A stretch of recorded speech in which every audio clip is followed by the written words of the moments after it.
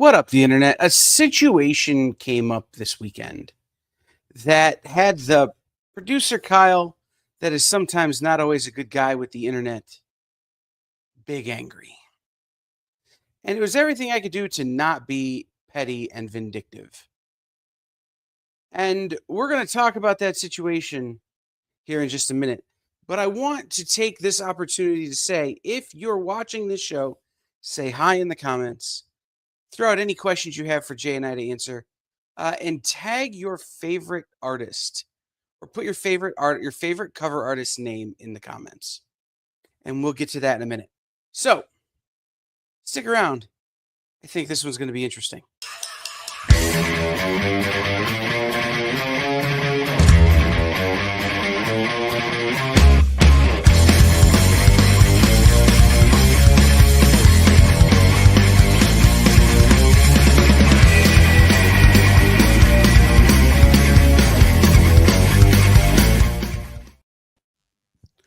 What's up, everybody? Welcome into Kyle and Jay's Q&A, the show where producer Kyle and Jay answer your questions. What's up, Corey? Everybody else say hi when you get here. Everybody else just throw a hey in the comments. Let us know you're here. Because always remember, I can see how many of you there are and how many of you aren't commenting. It makes you look sus. Just saying. I even want to hear from the Russian porn bots. That's all I'm saying.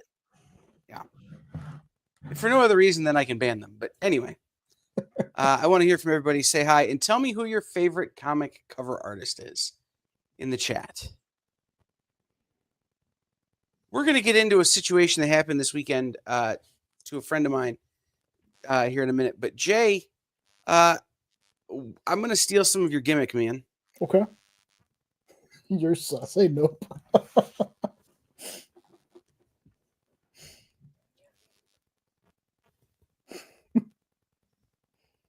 So I'm going to steal some of Jay's gimmick. I got 2 mails today, and we are going to open these mail, and then we're going to talk about them.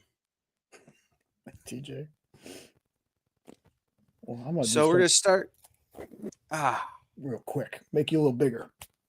I love when the little pull tab actually works.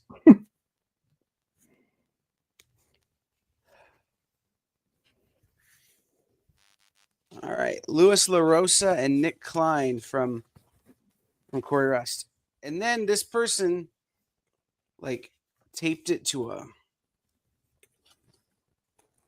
piece of cardboard to make it even harder for me to get out.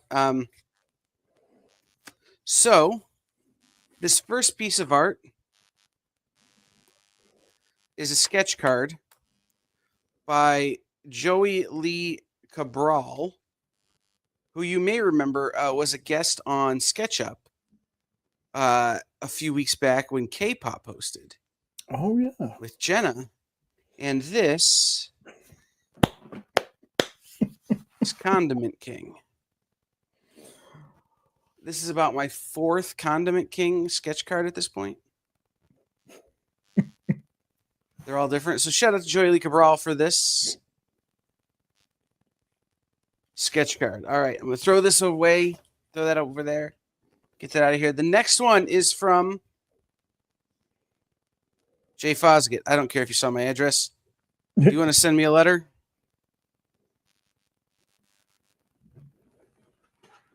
It's from Jay Fosgett. By the way, that address is also the official mailing address of the XP.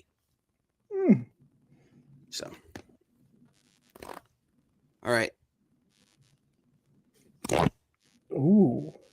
Yeah. A little ASMR for you there. So this one's from Jay Fosgett. This one also came with a big piece of cardboard.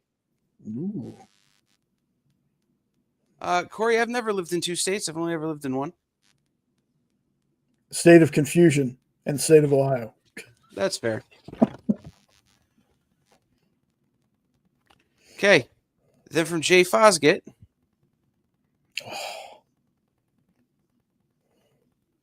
Janice from the Muppets, from the Electric Mayhem Band. Oh, it's so good. Also picked up on SketchUp a few weeks earlier. So that was my mails that I got today. 2 pieces of mail. I don't know. I'm not good at unboxings. Solid C plus. Yeah. Wasn't trying that hard. I know. Because really what we're going to talk about is something else that actually involves one of those two artists.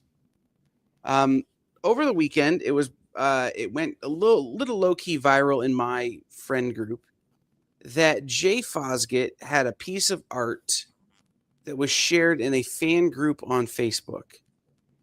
And that the person who shared it actually wrote Jay's entire process down and tried to pass the art off as their own. Now, that happens a lot, and we're going to talk about that in a minute. But what made this one so particularly egregious is they left Jay's name on the original piece. Oh. Like, if you're going to steal somebody's art, maybe at least Photoshop their name out of it. But you shouldn't steal somebody's art. And so that got me to thinking. One, I wanted to be big petty. Like, I wanted to get on the internet and start flaming this person and, like, take down their Facebook account and, really, really get out of hand with it. But what is a reasonable reaction from us as fans of art to art being stolen? So today on Kyle and Jay's Q&A, I have a Q for you. What is a reasonable response, or what is a reasonable reaction when you find out that somebody you know's art is being passed off as someone else's?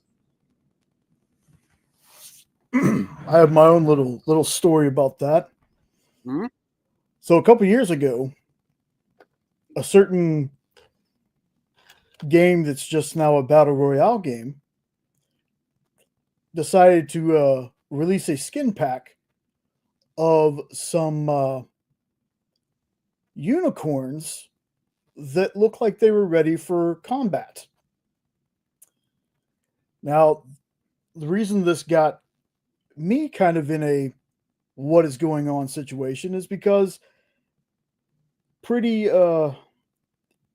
soon before this, Garrett Gunn had a book called Warcorns, Combat Unicorns for Hire. And it was just a little fishy that once that book started gaining some traction, that Fortnite would, I said it, that somebody, even though I just said it, would come up with an idea so similar and pass it off as something original. I am not a petty person, but when I saw that and I saw that, Garrett was a little upset by it, I emailed this place. And I was like, the least you could do is give the man who basically gave the idea a little bit of credit for the idea. He's not asking for money or anything from y'all, but come on, it's too close. It's too close to not be, hey, we took this idea from this comic book artist or writer. So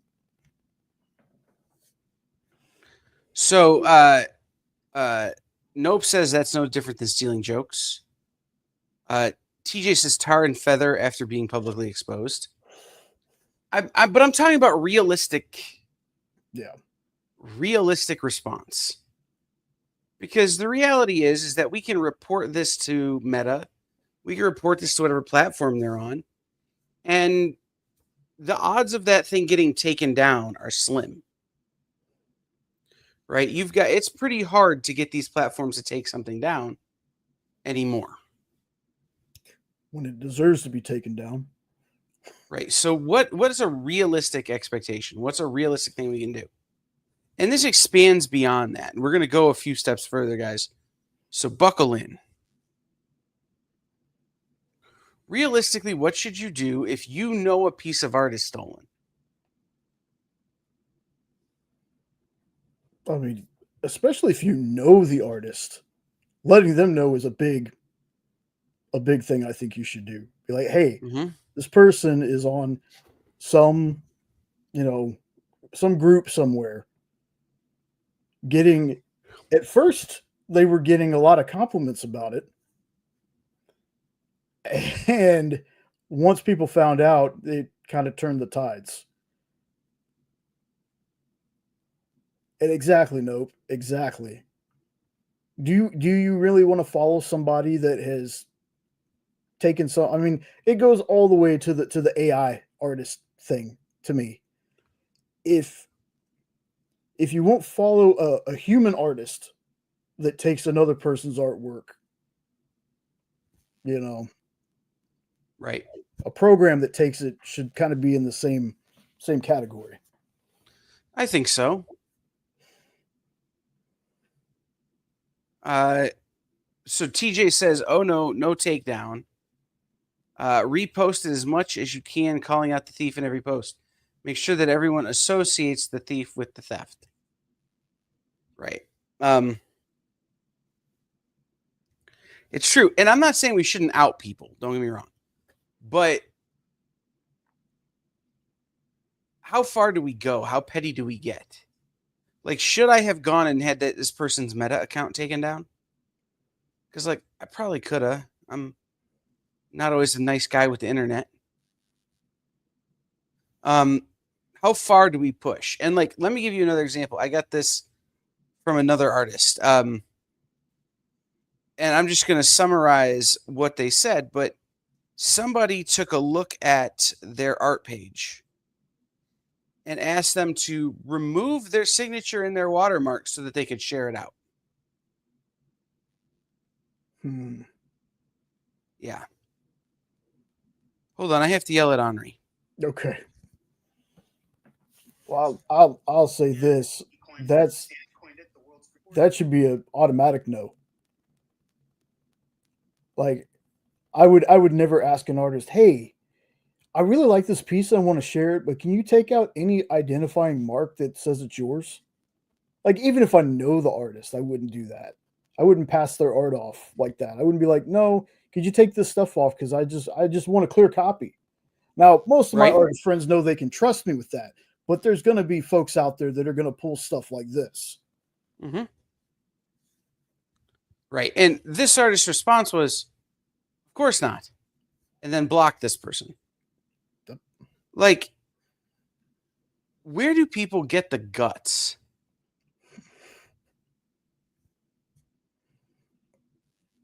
I don't know, man. You know, I think mainly because we recently finished Big Mouth. The world needs a shame wizard, man. We need a shame wizard. We should Well, be together. I'm being a shame wizard right now with Henri. Oh, How you gonna be live when Jay and I are? I can't shop and be on the air at the same time. Anyway, so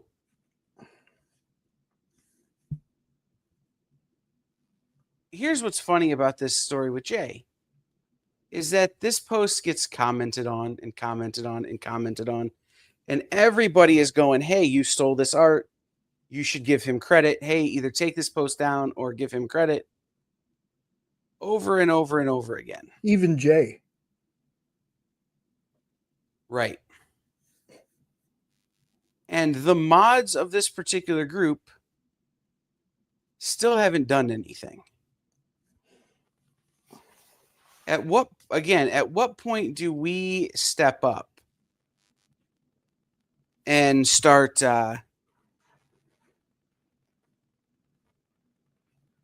doing something about it? Well, I can tell you this: if I was a member of that group, I would tell those admins, "Hey, if you're going to be posting stolen art, I don't want to be a part of this anymore." And I'd leave, and anybody I know that was there, I'd ask them to come with me.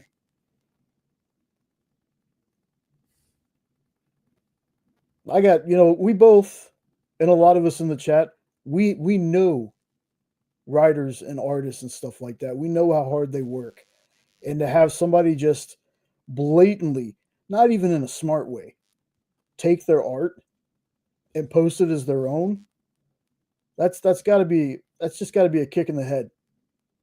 You know, that's got to be upsetting. Like even if everybody can see, hey, the name's still on it, they know they didn't do it. That's still like somebody took something that I worked on and tried to pass it off of their own, plagiarize my work. So I don't know. If I was that group, I'd be like, if I ever found anybody posting stolen art, they'd be out of my group. They'd be blocked. It's true.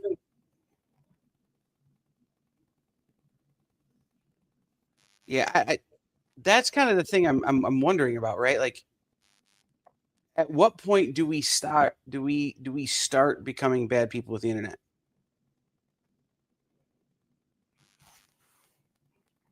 I mean, if these folks are refusing to take it down, I mean, what else is there left to do other than being like, hey, we're I don't know, I don't follow that many groups. I don't know how that process works about reporting an actual group to somebody. Hmm. But I mean, that would be another step to take. Like, hey, these people post, you know, stolen stuff on their site.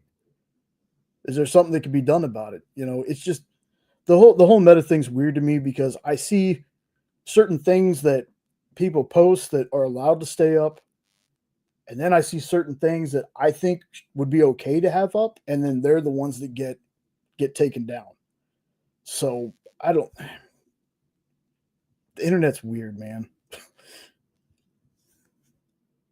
So I'm looking at the post, and like, there are a lot of comments saying to take this down, and a lot of likes saying to take this down, and saying to credit Jay, and yet nothing has happened.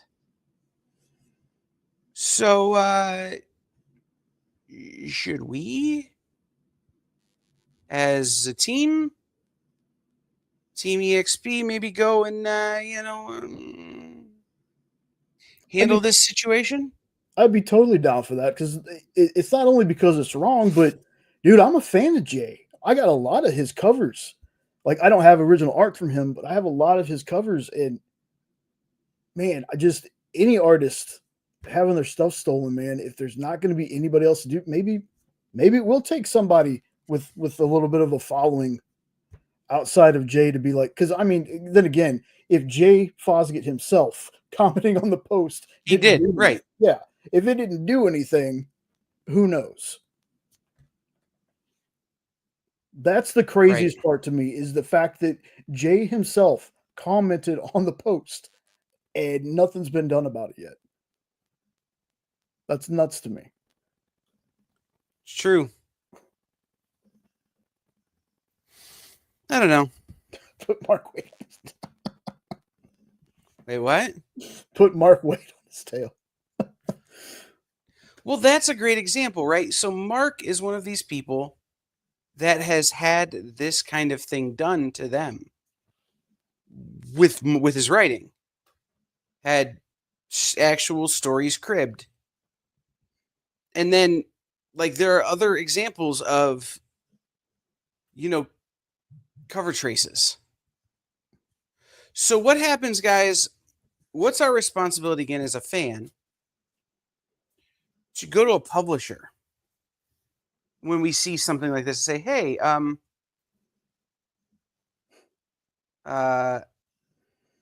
no, I don't, TJ.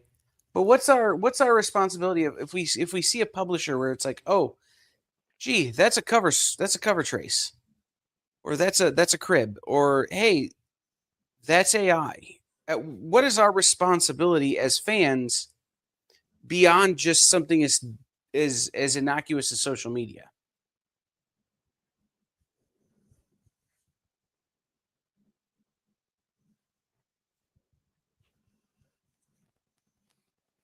Hmm. By the way, I may or may not have reported that person's IP to Meta. as a potentially malicious, what I say? Oh, they were trying to prostitute themselves to me. Anyway, that'll get them taken off of the Facebooks. But no, what's our responsibility? Do we have a responsibility to go to beyond just calling out our peers, to calling out professionals, or to making professionals aware when something like this has happened? Oh, hey, that's a cover trace. Oh, hey, that's a piece of stolen art. Oh, hey, that's AI.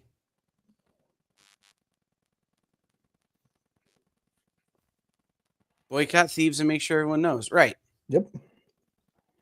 But, and this is something that has come up in the past with DC. DC has had covers come out that were AI. But they don't have time, right? These editors, these publishers don't have time to like check everything, right? No. Especially if that AI art comes from somebody who's generally a big name, right? Which is what happened the last time it happened to DC.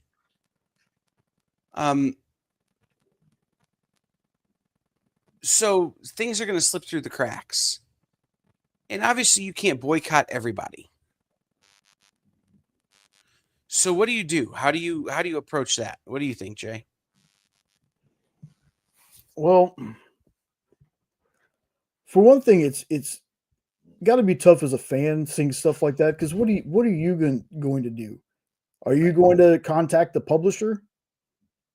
And will the publisher even care? Like, it would take more than just me. It would have to be a lot of people that cared about things like this. Because, there's plenty of comic fans that they're just like, I just want my cover. I just want to read my stories. Whatever happens, any of that other stuff, not on me. And then there's other people like myself that, again, us knowing people in the industry like that, when we see things like that happen, we feel this need to like protect our friends, But again, it's finding people that care, because you go to a publisher and the publisher, if they don't care, they've already paid for it, whatever. Right. You're just chasing your tail at that point.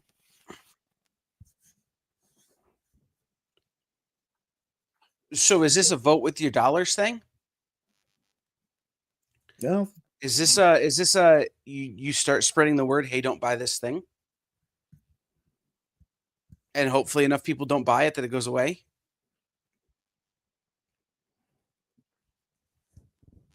That could be a start. You got to start somewhere. So if we go back to the AI question, there's a book that's being put out right now by AWA where, and I will say this, I am confident that AWA does not in general support AI art. They have some of the best artists in the game working there. But they have one book where the story lends itself to AI art, i.e., or specifically, the story is about an AI world. So the only way, using AI art, is a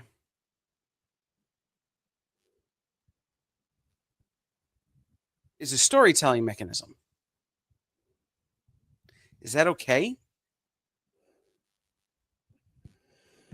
Because how do you make a world look AI without using AI? TJ says, here is actually a legit kind of issue. This was clear theft, but what about general commissions from an artist of a mainstream character? That is technically IP theft as well, but different. I don't think it is, TJ, because fan art created for fans is different than art created for publication. Right? So if I have somebody draw me a Daredevil cover, they're not doing that for publication. They're doing that for me as a piece of fan art. Yeah, that's like a one-on-one sale. That's not going to a publisher to make and sell 30 to 50 copies or whatever. Right. That's not mass production or whatever. And the way you can tell is that there are companies like Pokemon, there are companies like Nintendo, there are companies like Disney who go after people who actually do this. And who do they actually beat, TJ? They beat the guys who make prints. When you're selling 500 of something, it's different than doing a one-off.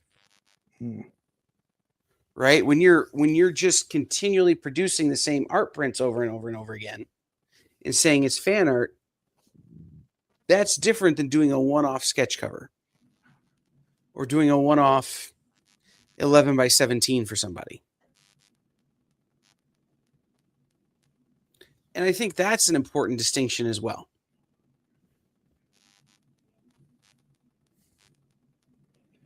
See, I've always wondered about the print thing because, as you can see right above my head, I have a Mog print that we got from them at Dallas, and that's her take on an Ivy. So, is it one of those situations where it's her take, it's different enough from Ivy that prints can be sold, or how does that work? Well, and that's an interesting question. What up, the art chemist? How's it going? And that's an interesting question, right? Like, how different does a piece have to be from its original?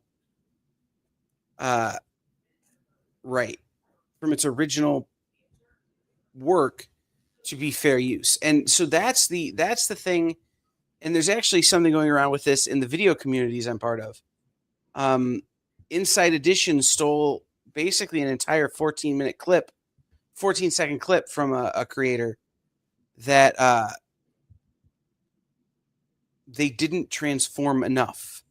So if I take a picture of a character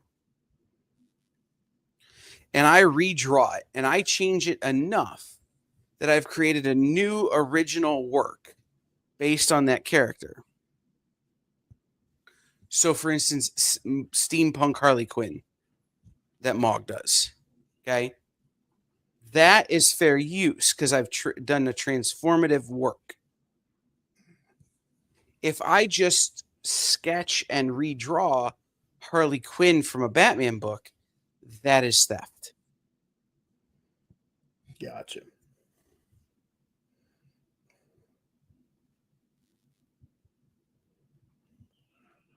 Right. So it's a perfect replica. If he had changed the suit, done a piece of transformative art with it, he would have been in the clear. It's one of the interesting things that we deal with here all the time on the EXP is for our commercials, we use a lot of stock footage. We have to transform that stock footage enough to make it different enough from its original content that it's been transformed. So a lot of times that's speeding it up, it's flipping it over, it's turning it at an angle, it's doing things like that that are different enough. Because then it falls under fair use.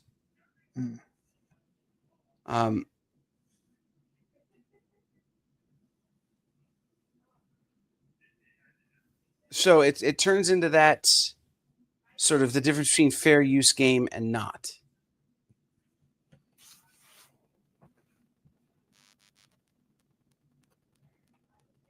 So that's at least how it works in terms of video and audio.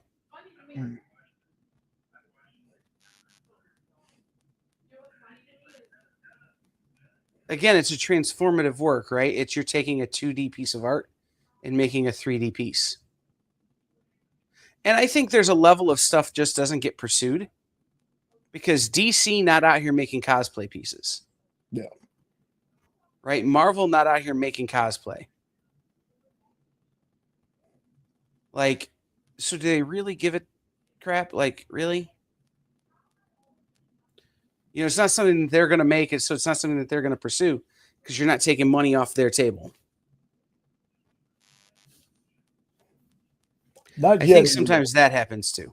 Right. Not yet, anyway. We could very well in the future, seeing how cons are becoming more and more popular with folks. There could be one day in the future DC and Marvel cosplay, where you get direct from them. Who knows?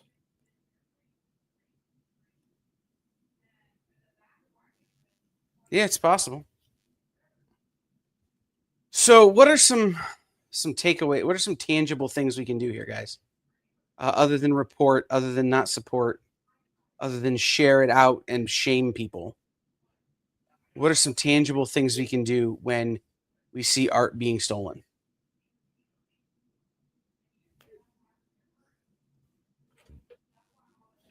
Anybody have any ideas?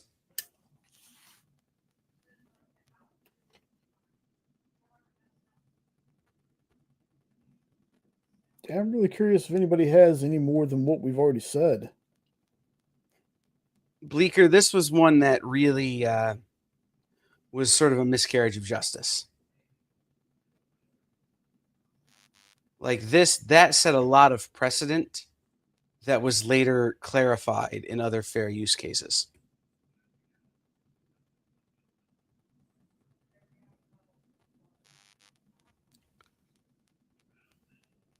Yeah, I'm always interested to hear what people have to say, but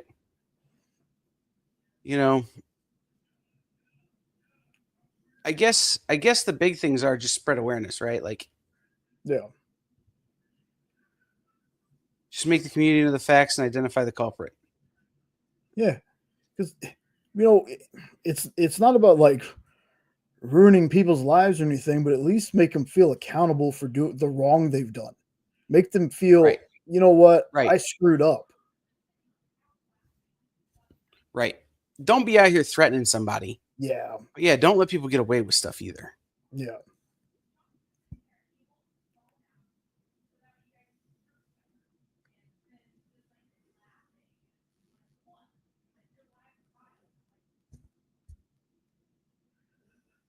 Right. No, and that's true. Like, once you make that distinction, right? Like, okay, I'm selling a photo of myself as the character. That's different. But I think Jay was asking the people who make like the helmets, Yeah. the people who make the costumes themselves. How do they do it when they're not really, all they're doing is taking existing IP and transforming it into something else? And I think it's because they're transforming the medium from art to physical 3D property that's where that comes in. So I really thought people would have more to say on this. I really thought people would have more ideas about creative ways we could be vindictive and petty.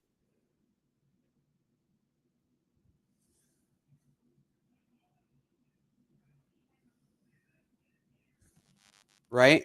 Yes, Bleecker, 100%. Like, and again, like I've been saying, the artist himself, Jay Fosgit, commented on it. You would think by that time that person would be like, maybe I should take this down. Mm-hmm.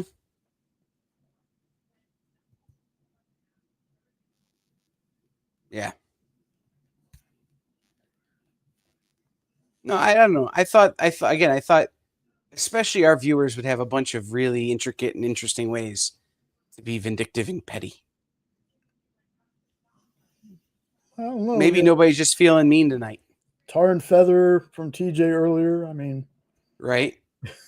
Right. So, what else do you guys want to talk about? As again, this is a Q&A show. Ask us anything. Ask us about our big announcement yesterday. Ask us about our local comic shop day event. Anything you guys want to ask us about the EXP. If anything you want to talk about in comics, throw it out there. We're happy to have a conversation. But I wanted to have at least this little conversation about what are some tangible, physical, actionable things we can do to prevent art theft from going unpunished.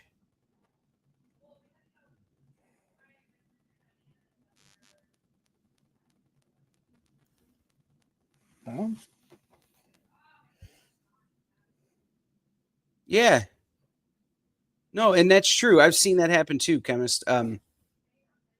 Where it's they don't care until you get to a certain point, right? Because again, what's it going to cost that company to go and pursue that versus what are they going to get from you, right? Like, there's a level of it ain't really worth the effort to get a buck. You know, that's certainly a thing. I'm trying to think of. There was an example that I remember happening, and I can't for the life of me think of what it is at the moment. But there was certainly one. There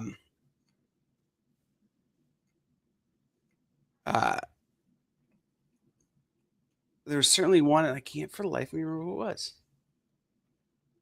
It might have been Pokemon. Let somebody get to a point where they had expanded their offerings enough that it was worth it to sue them. Right? It wouldn't have been worth it before that point. And it might have been Pokemon. So here's the thing. When IP goes up for sale, it never truly goes up for sale. This is something that we can have maybe eventually have Nick on to talk about. What generally happens is that an IP sale is less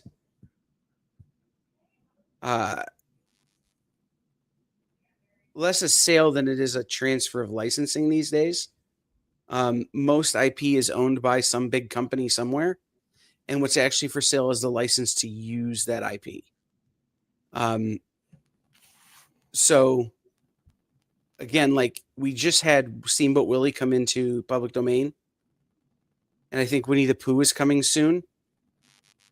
Or one of them is coming soon. Another one. That IP is still owned by someone, but when it becomes public domain, they can't enforce IP claims on it. Yes, and that's how we get Screamboat Killy and Right. Blood and Honey and the Popeye horror movies. Right. Then at the same time, when IP does sell, usually it's sold between great big companies. Very seldom is it ever sold between an individual to an individual. So, especially something as big as Pink Panther.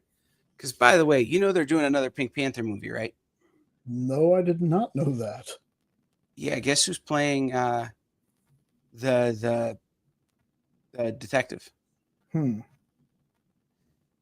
Eddie Murphy. That's different. Mm-hmm. I think, who was it? Steve Martin was the last person that played. Yeah, I think so.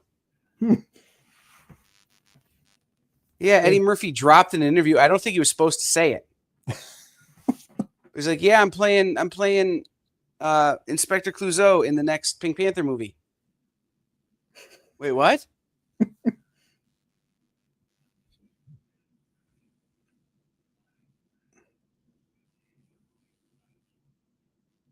Yes. But again, the difference is now Steamboat Willie ears are public domain.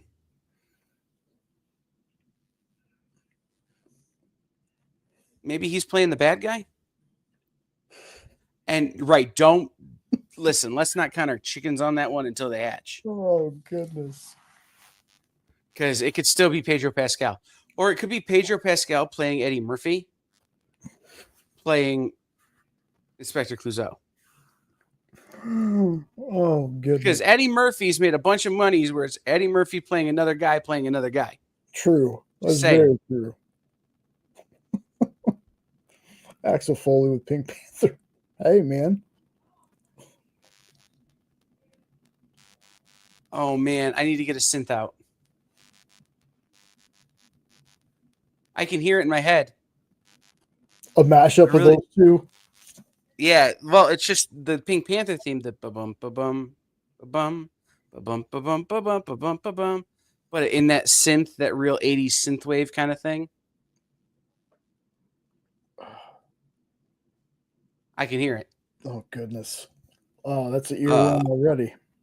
So TJ mentioned earlier that he enjoyed the Comic Industry Insiders yesterday, and he liked the idea of secret tiers for retailers, which is a new thing that Kickstarter is rolling out. TJ asked me a question today, and I want to get your opinion on it, Jay, because you do a lot of this, and I know a lot of the other folks here are involved in crowdfunding. There doesn't seem to be anywhere to aggregate what's on crowdfunding by topic. Like, if you go on Kickstarter, you can sort by comics, but there's no way to say this is everything. No. Right? There's no aggregator everywhere of, oh, here's what's on Kickstarter, here's what's on Indiegogo, here's what's on this other one, here's what's on this other one, here's what they're doing on, one place to search everything that's coming out. Yes, because there's actually, people talk about Indiegogo and Kickstarter the most, but there's 3, 4, 5 other, I think, crowdfunding things out there. Like there's Zoom, there's one I think Dan did. There's just BackerKit. There's all kinds of stuff. Man, that'd be a good thing to have, to be honest with you, because. Well, so here's the question: what do you do in lieu of something like that? Do you have a way that you keep up on what's out there, or are you just waiting on friends to share stuff?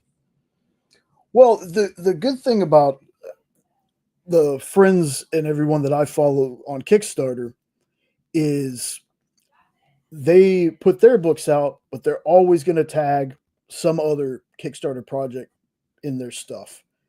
And that's usually how we find other books. We'll go to, my buddy's got this Kickstarter going, I'm going to check it out, then scroll at the bottom and they got 5 or 6 lined up with them. They're always cross-promoting. Like we ended up backing Immortal Era from Ed Davis, and I had on the show this past Saturday. And realized that he and Travis Gibb are doing a cross-promotion thing, which we thought was really cool. Jenna ended up backing that project. Kickstarter has been weird lately, though. I will say this: there's projects that I had been a fan of for a while that all of a sudden didn't get any kind of notification that it was still going.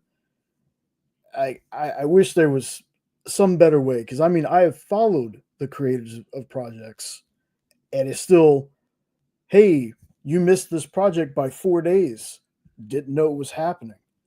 But it'd be cool if there was just like some kind of site like that. So I think what we're leaning towards is TJ. I think you need to build it. I don't know if TJ is any kind of programmer at all, but throwing that out there. See, that's I just thought that was interesting, that there is no kind of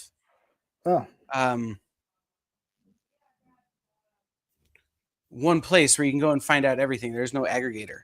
Yeah, because like I said, usually even to find newer stuff on Kickstarter, we literally do just like you said. Go to Kickstarter, type comic. We've done that many times where we just scroll through all the projects, and if one catches our eye, we check out the campaign. They have, the preview pages and all that stuff up there, which is a must. People do Kickstarters. Please do preview pages. Those are very helpful. And that's how we found some great projects. Just doom scrolling Kickstarter comics. No, it's true. Does anybody have any questions for Jay and I about the experience, about our announcement yesterday, about stuff that's coming up? They may not have a question, but I missed the first 10 or 15 minutes of Comic Industry Insiders Live. Well, you should go back and watch it on the rewatch. That's what TJ did. He watched it today. He was texting me while he was watching it. I always watch the shows anyway. I was just trying to just do the announcement. If nobody's going to ask her. Because I'm excited. No, it's fair. For those of you who didn't see the social media post, who didn't see the Comics Industry Insider Live video yesterday, who haven't kept up, We made an announcement yesterday that we've partnered with a company called Prana Direct Market Solutions to do some brand, some sponsorships and some brand work to generate some advertising revenue here for the channel. So be on the lookout for that stuff. Support Prana as best you can. They work with great companies like Recca Publishing and Tyler Main and his Kickstarter or his book that he did. Spartan? Yes, Red Spartan. The last Spartan, sorry. Yeah. They're re-releasing that through crowdfunding again. They work with a lot of great small creators, a lot of great stores, a lot of small publishers. There was an announcement that I can't spell Yoakum. That is correct. Listen, TJ, sometimes that stuff gets put together in about 2.5 minutes. Before the show. I would love that art. I would love that. As an Ohio State fan, the Neutron dance, always a good decision. So anyway, so that announcement was made. Gabe Yoakum will be kind of leading the charge on that. And we will also be helping. We also have made several announcements about Local Comic Shop Day and the event we're doing for Local Comic Shop Day. So be on the lookout for that stuff as well. Jay, you know what I realized today? Guess what January is? Is that an anniversary of some kind? The EXP will have been on the air 5 years this coming January. Mm-hmm. I'm going to say it here first and give a little wink. Be on the lookout. Everywhere. Or chemist, yeah, we're all over the country, man. So the way the EXP works is this, man. We are a collective of comic professionals and local comic shops and publishers and creatives all over the country that have come together with the idea that the conversations you get to have in your local comic shop and the things you get to do in your local comic shop should be available to everyone everywhere. So we have shows on the experience here, like this one, where it's more conversations, more questions and answers, more talking. We have on Friday, we have a show where we just go over what's on Final Order Cutoff that week. We have original art on comic pages on Fridays. We have a bunch of live sales. We have review shows. We have a show with Bigby McFly and Bronze where it's just fan takes on stuff. What else we have? We have a show on Monday night where Jay and I basically just eat and bullshit. Yep. Which is not that different from this show, to be honest.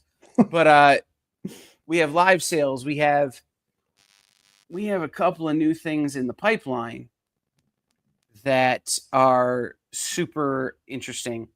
The show that does a lot of fan art is Best Coast Comics with Bigby McFly and Bronze Age Nerd. You should reach out to those guys. Yes, they do a lot of fan art out there. Yeah, they do a community art thing. Reach out to those guys for sure, and see what they have, and get involved in that. That's a big. They do a lot of the fan forward creative kind of stuff. Mm-hmm. So reach out to them. But yeah, we've got all kinds of content here in the experience. Jay, can you? I will grab their Instagram links real fast. Yeah, absolutely. We will put them in the chat there for you, Chemist. For sure. You should definitely reach out to those dudes. But yeah, we have Comic Industry Insiders, which is a real inside baseball look at the comic book industry from a very different perspective. We've got a couple of things in the works that are going to be very cool. That's the other one. Sketch Up on Thursday nights at 10 o'clock Eastern. Sketch Up with Mel and Mog. If you're a working artist, you should reach out to Mel and try and get on that show. That is a live drawing show where folks draw live on the air and people can bid on the work as they draw it. And like, that's where I bought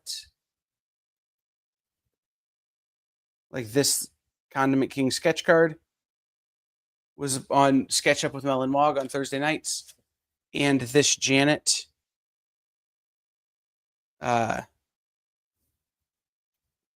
so that's a cool show again for if you're a working artist, like especially if you're a working artist who's doing crowdfunding and creator-owned stuff. Make sure you reach out to Mel and Mog. You can do that Art Da Mog Park.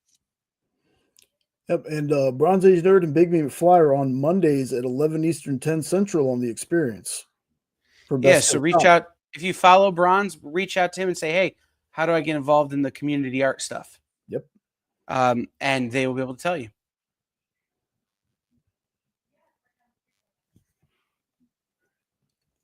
So can you put Mogs in there too, Jay? Yeah.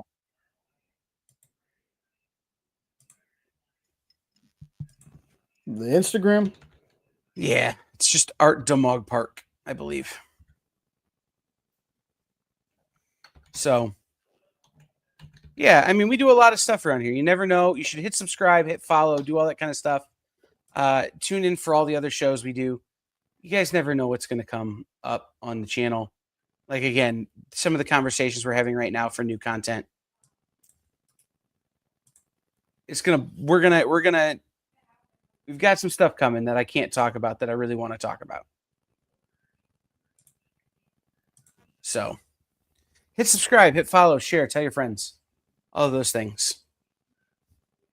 All right, last call for questions, guys. It is like 100 degrees in the room where I'm at right now. So, last call for questions on that. And if nobody has any, we are going to bounce. But I'm going to remind you first, tomorrow night at 7, What's in the Box with Miss Jen. By the way, go look at the thumbnail for that show. First appearance of Groot, Clockwork Lemon Mad Magazine, some really key underground art, underground comics. We'll be on that show tomorrow. Then the Geek Chat is back tomorrow at 8:30.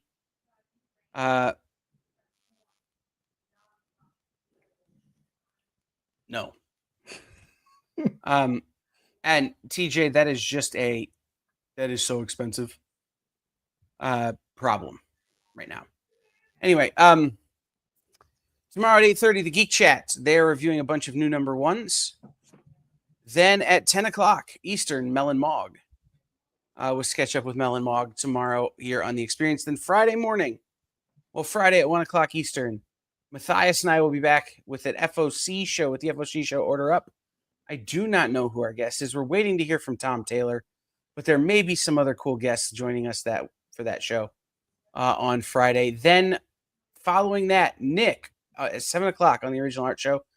The Original Art Experience is going to be selling your original comic pages, but he's also giving away a $4,000 Jay Lee cover. An original Jay Lee cover worth $4,000 is going to be given away on the show. I think that is that the one that was because the Original Art Experience. Yes. Okay. And that's getting given away because the Original Art Experience Facebook group has reached 500 subscribers. Yep, there you go. There's the link in the chat. Then Nancy will have her show Friday Night Live from Comics Unlimited. Friday night at 9 o'clock Eastern. Nancy will have vintage and modern and requests and all kinds of stuff. Plus, you never know when Nancy's just going to tell a story about the time like her and Jim Lee went for coffee or something, because Nancy knows everybody. Yes. So tune in for that. And then tune in next week for hopefully some more big news here from the EXP as it relates to some big events we have coming up. And TJ, we can have a conversation about why that's not a thing that will be happening off air if you would like. But for the time being, just make sure you hit like, hit subscribe. Go follow, again, Big B and Bronze and Mel and Mog and Hydrosylum, which is Jay's channel, and the Weird Dopes podcast, even though Eddie, for whatever reason, stopped showing up for shows. I think he's talking to Jenna right now. I think they're Anyway. talking on the phone. Anyway, but Nope was here, so we'll promote the Weird Dopes podcast and all the other great people who are in the chat who do stuff on YouTube. Go support all of them. Thank you for being here, especially the new names I saw that aren't normally here for Kyle and Jay, just Michigas. Yeah. So hopefully we'll see everybody next week. Until then, be good to each other, and we'll see you next time around.